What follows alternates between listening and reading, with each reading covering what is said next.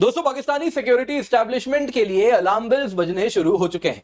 कारण है ऐसे कई संकेत देखने मिल रहे हैं जिसके द्वारा यह क्लियर हो रहा है कि यूएस कहीं ना कहीं मानो जैसे अफगानिस्तान में एक बार वापस से अपनी एंट्री करने जा रहा है।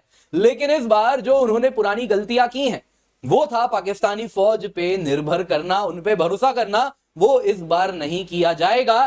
कहा जा रहा है ट्रंप आने वाले दिनों में पाकिस्तान के जो आर्च एनिमी है उसको यूएस एम्बेसडर फॉर अफगानिस्तान की तरह उनको अपॉइंट किया जाया जा सकता है। किन की बात हो रही है दोस्तों? क्योंकि अगर ये आ गए तो इनके रिश्ते इमरान खान के साथ बड़े मधुर हैं, तो इमरान खान की क्या पाकिस्तान में वापसी होगी? और अगर वैसा हुआ तो आर्मी के लिए तो खत्म, टाटा बाय बाय वाला सिचुएशन लगता हुआ दिख रहा है। दरअसल दोस्तों यहां बात हो रही है ज़ल्मे खालिजाद की, जो ऑलरेडी बड़ा एक्टिव रोल प्ले कर रहे हैं। अगर आप देखें तो अभी रिसेंटली ये न्यूज सामने आया था, डोरोथी शिया जो कि यूएस एम्बेसडर हैं, जो बाइडेन की पिक थी, जो कि यूनाइटेड नेशन में इस वक्त एक्टिंग यूएस एम्बेसडर है। कारण क्या है? जो बाइडेन इन्हें अपॉइंट करके गए हैं और ट्रंप ने इन्हें अब तक हटाया नहीं है। तो इस वक्त इन्होंने कहा था कि देखिए वॉशिंगटन तालिबान पे भरोसा नहीं करता, रिश्ता नॉर्मलाइज तो नहीं हो सकता, ये सब इन्होंने कहा। लेकिन देखिए यहां क्या हुआ, यूएस डेलीगेशन जो कि ज़ल्मे खालिजाद के द्वारा लेड था वो काबुल गया। और आपको बताना चाहूंगा ये पहला विजिट था यूएस डेलीगेशन का। 3 साल हो गए काबुल छोड़े अमेरिका को, और उसके बाद ये पहला विजिट हुआ है and this was very fruitful. ये ज़ल्मे खालिजाद ने ही लीड किया है।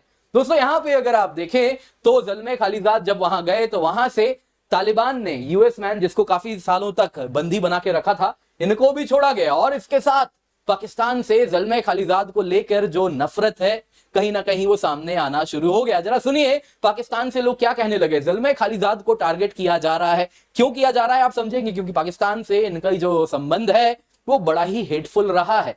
जरा यहां पे देखिए आप, सियासत.pk पाकिस्तानी अखबार में है, इन्होंने एक ट्वीट है जो कि दोस्तों यहां पे शेयर किया है, जिसमें आप देख सकते हैं सेनेटर इरफान सिद्दीकी, उनका ये ट्वीट है, उर्दू में जो किया गया है। मैं आपको ऑब्वियसली गूगल ट्रांसलेट फॉर्म में ट्रांसलेटेड दिखा रहा हूं, जो कि आपको अंग्रेजी में दिख रहा है।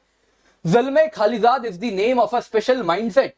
है माइंडसेट नहीं, नहीं भाई, माइंडसेट नहीं बोलिए। ज़ल्मे खालिजाद अगर आप देखें दोस्तों ये स्पेशल इन्वॉय हैं यूएस के। तो पता नहीं ये क्या अंग्रेजी ट्रांसलेट कर रहा है, शायद पाकिस्तानी उर्दू से इंग्लिश ऐसा ही ट्रांसलेट होता है। गूगल ने यही सीखा है, इनको यही डेटा सेट मिला है।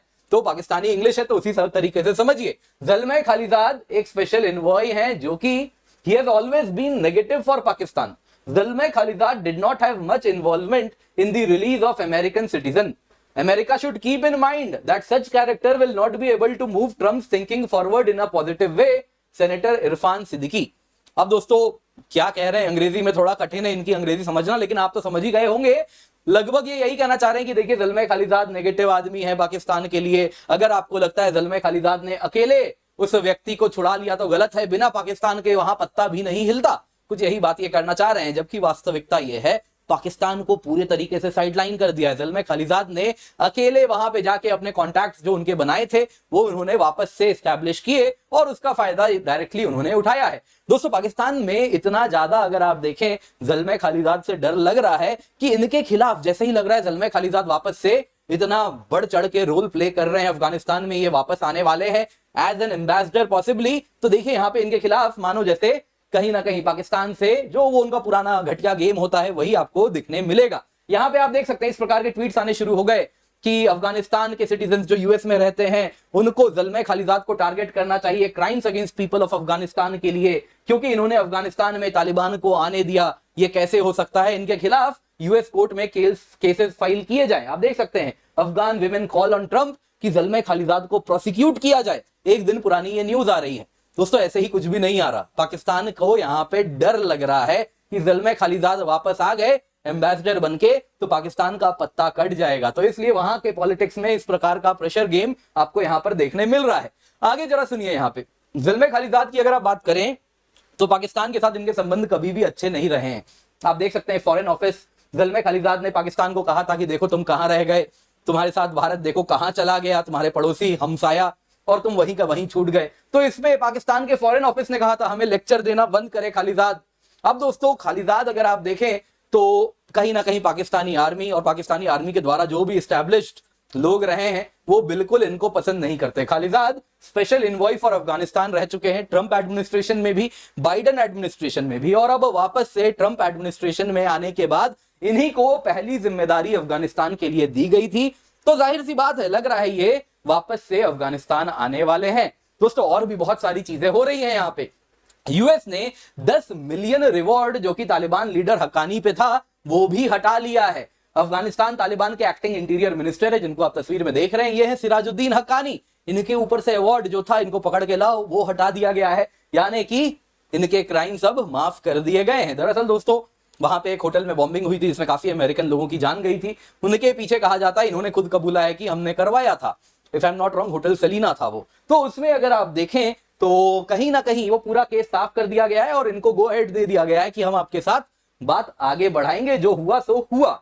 अब दोस्तों यहां पे खालिजाद ने अभी रिसेंटली अगर आप देखें 3 फरवरी का ये न्यूज है, पाकिस्तान के कहीं ना कहीं आईएसआई वापस अपनी डर्टी गेम खेल रही थी, तो उस वक्त इन्होंने तालिबान के लीडर्स को कॉशन भी किया था। ज़ल्मे खालिजाद ने देखिए जरा क्या कहा था। इन्होंने कहा कि देखिए कुछ रिपोर्ट्स आए थे कि मीटिंग हो चल रही है पाकिस्तान आईएसआई के बीच में और तालिबान और अफगानिस्तान के कुछ पॉलिटिकल लीडर्स के बीच में तुर्की में, और इसमें इन्होंने चेतावनी दी कि आप पाकिस्तान के हाथों में ऐसे मोहरा ना बने, पाकिस्तान आईएसआई आपको मोहरे की तरह चलाएगी, कभी भी फेंक देगी, तो ये गलती ना करे। दरअसल दोस्तों पाकिस्तान कहीं ना कहीं तालिबान की लीडरशिप में कुछ फैक्शंस हैं, उनको एक्सप्लॉइट करना चाहता है। क्या है कंधारी फैक्शन जानेंगे, और साथ ही साथ क्या है दूसरा फैक्शन जो कि काबुल फैक्शन है, वो कैसे पाकिस्तान उनको एक्सप्लॉइट करता है और कैसे अमेरिका ने वो 10 मिलियन की जो बाउंटी हटाई है हक्कानी नेटवर्क से, वो गेम पाकिस्तान ना खेल पाए इसलिए किया जा रहा है।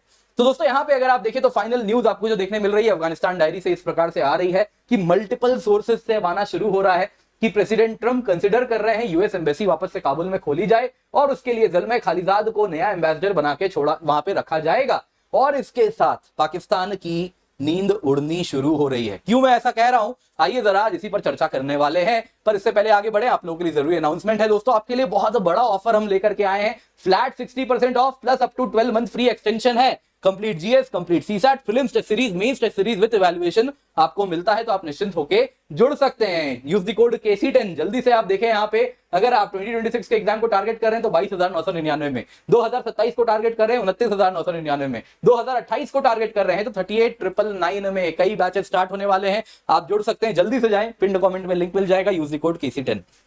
तो दोस्तों हुआ क्या है, देखिए दरअसल अगर आप देखें तो यूएस और तालिबान के बीच में एक क्लियर रेप्रोशमॉन दिख रहा है, यानी कि वापस सुलह हो रही है, दोनों वापस करीब आ रहे हैं। पाकिस्तान को बिल्कुल पसंद नहीं आ रहा। दरअसल अगर आप देखें तो अभी रिसेंटली एक अमेरिकन डिटेनी थे, उनको रिलीज किया गया है। ये तब हुआ जब यूएस डेलीगेशन अभी रिसेंटली तालिबान अफगानिस्तान गई, जिसमें आप देखें तो यहाँ पे ज़ल्मे खालिजाद आपको दिख रहे हैं, और इनके साथ ही अकेले नहीं थे दोस्तों, यहां पे अगर आप देखें तो एडम बोलर भी हैं, और ये दोनों के दोनों वहां पे अफगानिस्तान के लीडरशिप से मिले हैं। जहां पे डिप्लोमेटिक एंगेजमेंट ये जो पूरा हुआ, ये कतर ने करवाया, पाकिस्तान का इसमें कोई लेना देना नहीं था। दोस्तों यहां पे अगर आप देखें तो डायरेक्ट टॉक्स यूएस और तालिबान के बीच में हुआ, उनकी लीडरशिप गई, तालिबान ने यह भी कहा कि हमारे पास आपका एक आदमी है, इनको हम छोड़ रहे हैं, आपके लिए ये गिफ्ट है, ले जाइए। यहां पे इन शॉर्ट अगर आप देखें तो पाकिस्तान इस पूरे पिक्चर में कहीं है ही नहीं, पाकिस्तान इज नोवेयर, और ये पाकिस्तान को नागवार हो रहा है कि उसके बगैर अफगानिस्तान में यूएस आके अपना गेम खेल रहा है।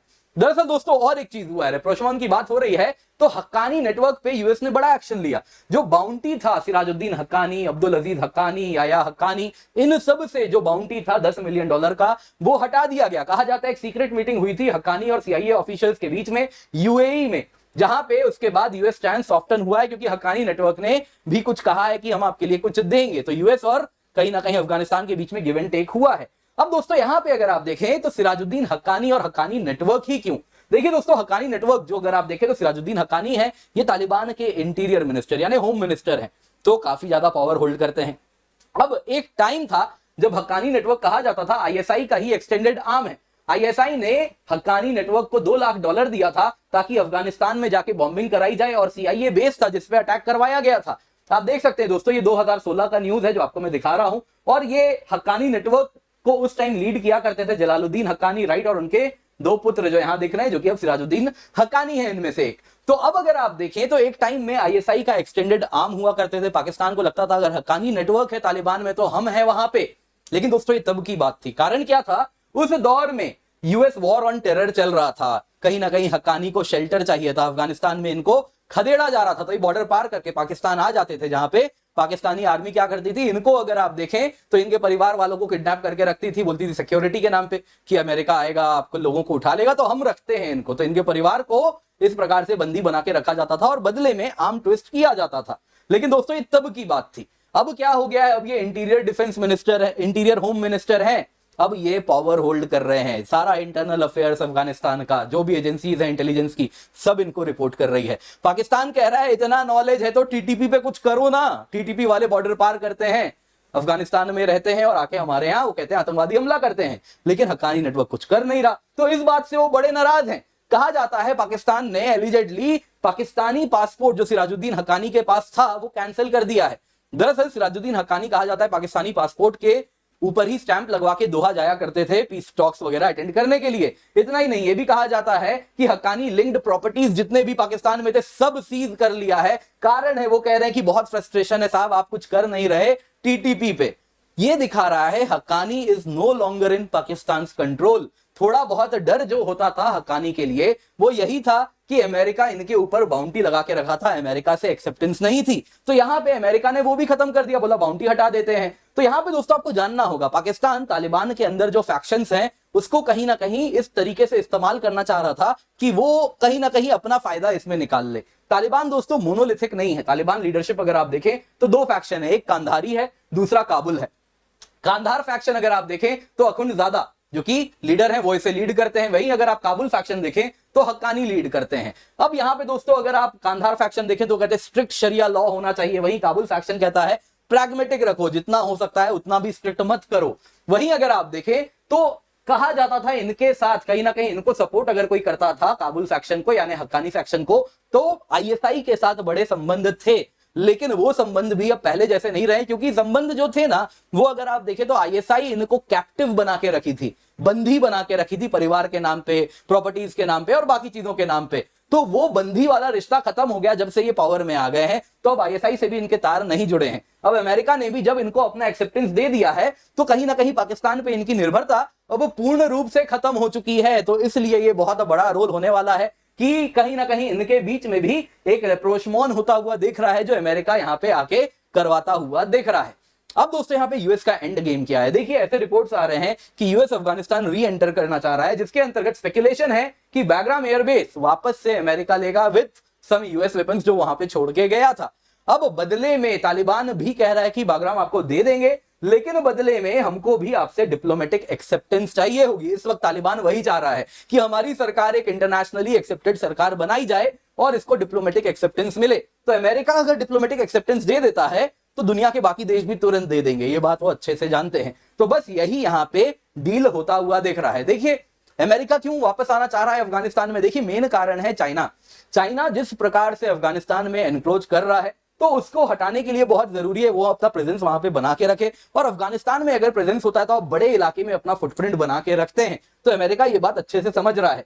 अब दोस्तों यहाँ पे अगर आप देखें तो इसमें ज़ल्मे खालिजाद का बड़ा रोल होने वाला है, क्योंकि कल को अगर अमेरिकन बेस अफगानिस्तान में आएगा तो पाकिस्तान पे निर्भरता तो होगी। हालांकि वॉर टाइम बेस नहीं है, पीस टाइम बेस होगा, बट फिर भी बहुत बड़ा बेस है तो लॉजिस्टिक सप्लाईज चाहिए, बहुत सारी चीजें चाहिए, तो उसके लिए पाकिस्तान पे आपको डिपेंड तो करना पड़ेगा। तो यहाँ पे ज़ल्मे खालिजाद का भी रोल होगा। कारण क्या है, और वही कारण है जिस वजह से पाकिस्तान के होश उड़े हुए हैं। दरअसल दोस्तों ज़ल्मे खालिजाद अगर आप देखें तो कहा जा रहा है, देखिए आज इनका सबसे पहले आपको ट्वीट दिखा देता हूं, 21 घंटे पहले क्या ट्वीट किया है। Happy national day to the people of Pakistan despite the sad conditions in the country. तो दोस्तों क्लियरली दिख रहा है ज़ल्मे खालिजाद कोई पाकिस्तान लवर नहीं है। ज़ल्मे खालिजाद कहा जा रहा है अगर एम्बेसी खुली तो वही एम्बेसडर बन के आएंगे, क्योंकि वही अब तक आपने देखा सारा फ्रंट फुट में अफगानिस्तान तालिबान सारा गेम वही खेल रहे हैं ट्रंप एडमिनिस्ट्रेशन में, तो इन्हीं को भेजा जाएगा। और इसीलिए पाकिस्तान बड़ा परेशान है कहीं ना कहीं। अगर आप देखें तो इनके लिए ओपनली जो आग उगलते हैं वहां की फौज करती है ना, जनरल नहीं जर्नैल, वहां के जर्नैल करते हैं, वैसे ही मीडिया करती है, आप देखें तो सेनेटर्स करते हैं, सब कोई करते हैं। तो कहीं ना कहीं इनको पसंद नहीं किया जाता है, क्योंकि पाकिस्तान के ऊपर ये अब निर्भर नहीं होना चाहते। ये अच्छे से जानते हैं जो इन्होंने अपने टेन्योर निकाले हैं एज अफगानिस्तान के एम्बेसडर प्रीवियस रिजीम्स में, वो समझ गए हैं कि देखिए पाकिस्तान आईएसआई कहीं ना कहीं देखा कि आपने कैसे सीआईए के बेस पे अटैक करवा रहे हैं, तो वो कहीं ना कहीं डबल गेम खेलते हैं, ये बात इनको अच्छे से मालूम है। तो ये एक बात समझ रहे हैं कि पाकिस्तान के जो फुटप्रिंट है अफगानिस्तान से वो हटाना पड़ेगा। इसके सिवा खालिजाद एडमायरर हैं इमरान खान के, और इमरान खान को वापस लाने के लिए यूएस एडमिनिस्ट्रेशन में दबाव भी बनवाया जा सकता है इनके आने के बाद, क्योंकि इनके रिश्ते बड़े करीबी बताए जाते हैं और ये कहते हैं कि तालिबान के साथ भी उनके रिश्ते अच्छे हैं इमरान खान के। तो ये कहीं ना कहीं वो क्लोज रिलेशन वाला गेम खेला जाएगा। अब यहां पे यूएस बेस्ड कमेंटेटर्स भी यही कह रहे हैं कि खालिजाद का यदि अपॉइंटमेंट हो गया तो पाकिस्तान के लिए इससे बुरा कुछ भी नहीं हो सकता। खालिजाद के टाइज तालिबान के साथ भी मजबूत हैं और इमरान खान आ गए तो उनके साथ भी मजबूत हो जाएंगे। अब मुझे जरा आप बताइए, यदि तालिबान पावर में आ चुका है और इधर पे इमरान खान भी वापस पावर में आ जाए तो क्या होगा, पाकिस्तानी आर्मी का क्या होगा? सबसे पहले इमरान खान आते ही किसकी छुट्टी करेंगे, ये बात सबको मालूम है। जो वो वापस आएंगे इस बार तो बहुत लोगों की छुट्टी होने वाली है, पाकिस्तान आर्मी के लिए बड़ी समस्या होने वाली है। तो यहां पे एक बात आपको देखना होगा कि इस तरीके से पाकिस्तान बड़ा परेशान चल रहा है कि अगर खालिजाद आ गए तो इमरान खान आएंगे और कहीं ना कहीं वो वापस अमेरिकन बेस के लिए रूट भी देना शुरू कर देंगे कि सामान जाएगा, जो लॉजिस्टिक बेस वहां पे बनेगा। कहीं ना कहीं आप देखें तो बैकग्राउंड को लॉजिस्टिक सप्लाई वगैरह में भी मदद करवाएंगे। लेकिन इनके रिलीज के पहले अमेरिका इनसे यही कमिटमेंट लेने वाला है, कल को तुम्हें हमें लॉजिस्टिक सप्लाई करना पड़ेगा और ये जो शरारत पाकिस्तानी आर्मी एंड आईएसआई करती है वो खत्म करना होगा। तो इनको आने के बाद इनसे यही कमिटमेंट लिया जाएगा कि आईएसआई और पाकिस्तान आर्मी दोनों पे आप नकेल कसें, जो कि ये हैप्पीली करेंगे। तो ये दोस्तों एक बड़ा गेम यहाँ पे उभरता हुआ दिख रहा है। उम्मीद करता हूं आपको ये वीडियो पसंद आई होगी, लाइक जरूर कीजिए, शेयर करना ना भूलें। दोस्तों यहाँ पे याद देना चाहूंगा जीएस सीसैट क्रैश कोर्स हमारा चल रहा है, बड़े ही अफोर्डेबल प्राइस पे है, तो जल्दी से जाएं, जाके जुड़ें, use the code KC10 for maximum discount.